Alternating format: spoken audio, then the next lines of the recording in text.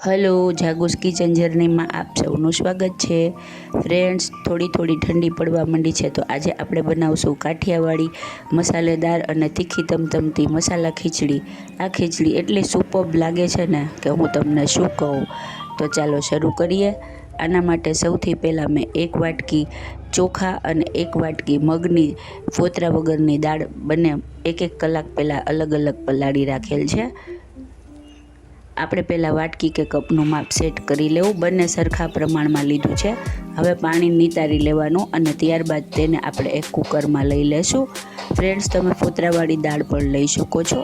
હવે આપણે 1 વાટકી ઝીણા સમારેલા બટેટા અને અડધી વાટકી વટાણા લેશું અને ત્યારબાદ આપણે જેટલી ખીચડી લીધી છે તેનું 3 ગણું પાણી લેશું. એટલે કે અત્યારે આપણે 2 વાટકી ખીચડી લીધી છે તો 6 વાટકી પાણી લેશું અને તેમાં સ્વાદ મુજબ મીઠું અને હળદર નાખી અને પછી તેને આપણે 3 થી 4 વિસલ વગાડી અને ચડવા દેશું.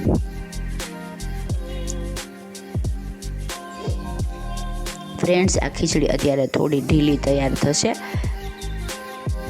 આપણે સેજ ઢીલી જ ખીચડી રેડી કરવાની છે.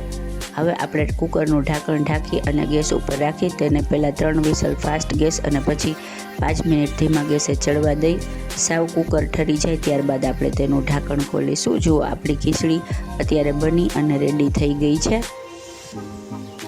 આપણે આવી ઢીલી કન્સિસ્ટન્સીવાળી ખીચડી જોશે. આપણે તેને સરસ રીતે ચલાવી લેશું. ફ્રેન્ડ્સ, જો તમે મારી ચેનલ પર નવા હો તો મારી ચેનલને સબસ્ક્રાઈબ જરૂરથી કરજો અને બાજુમાં રહેલ ઘંટડી દબાવી દેજો જેથી મારી નવી રેસીપીનું નોટિફિકેશન સૌથી પહેલાં તમને મળે. હવે આપણે એક મોટું વાસણ લેશું અને તેને ગેસ ઉપર રાખી તેમાં 3 ચમચી જેટલું તેલ એડ કરીશું. કાઠિયાવાડી છે એટલે તેલ તો થોડું વધારે જ જોઈએ. હવે તેમાં અડધી ચમચી જીરું, અડધી ચમચી રાઈ અને અડધી ચમચી હિંગ નાખીશું અને સરસ વઘાર આવવા દેશું. આ બધું સરસ આવી જાય એટલે તેમાં 2 થી 3 સૂકા લાલ મરચાં, 7 થી 8 મીઠા લીમડાના પાન એડ કરીશું અને ત્યારબાદ 1 મોટી ચમચી આદુ, લસણ અને મરચાંની પેસ્ટ લેશું અને તેને સરસ રીતે સાંતળી લેશું. ફ્રેન્ડ્સ, કાઠિયાવાડી રેસીપી હોય અને લસણ ન હોય તો ચાલે જ નહીં ને. હવે ત્યારબાદ તેમાં આપણે અડધી વાટકી જેટલી ઝીણી સમારેલી ડુંગળી લેશું. આ મેં 2 નાની સાઈઝની ડુંગળી ઝીણી સમારીને લીધેલી છે. ત્યારબાદ 1 મોટું ટમેટું ઝીણું સમારીને લેશું, તે એડ કરીશું. ટમેટા અને ડુંગળીને સરસ રીતે ચડી જવા દેશું અને તેલ છૂટું પડે ત્યાં સુધી આપણે તેને સાંતળીશું. ત્યારબાદ આપણે તેમાં મસાલા કરીશું. 1 ચમચી લાલ મરચું પાવડર, પિંચ જેટલી હળદર, કેમ કે આપણે ખીચડીમાં હળદર પહેલાં જ એડ કરેલી છે. ત્યારબાદ 1 ચમચી ધાણા જીરું પાવડર અને 1 ચમચી ગરમ મસાલો એડ કરીશું. ગરમ મસાલો મેં અત્યારે પાઉંભાજી ફ્લેવરનો લીધો છે. તમે કોઈ પણ લઈ શકો છો. પાઉંભાજી ફ્લેવર આમાં સરસ લાગે છે. હવે આપણે તેનામાં ડુંગળી ટમેટાના માપનું જ મીઠું એડ કરીશું, કેમ કે આપણે ખીચડીમાં પહેલેથી જ મીઠું પણ એડ કરેલ છે. બધાને બરાબર મિક્સ કરી અને મસાલાને સંતળાઈ જવા દેશું.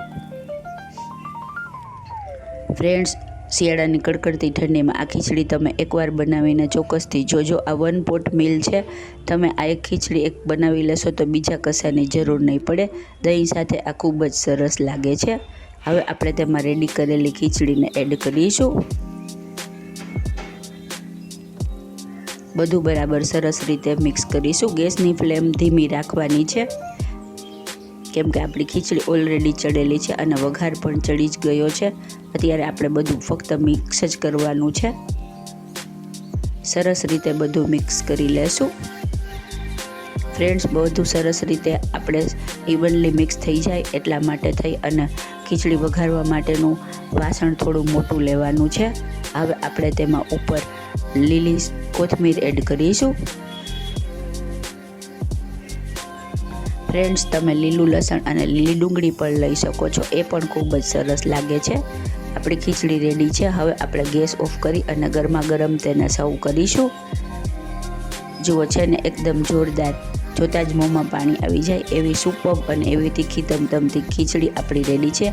મેં અત્યારે તેને છાશ અને પાપડ સાથે સર્વ કરેલી છે.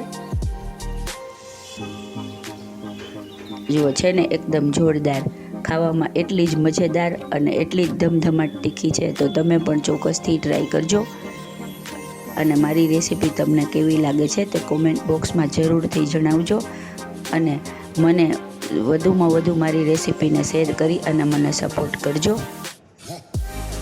ફ્રેન્ડ્સ, જો તમને મારી રેસીપી પસંદ આવી હોય તો મારી ચેનલને લાઈક, શેર અને સબસ્ક્રાઈબ જરૂરથી કરજો. ધન્યવાદ.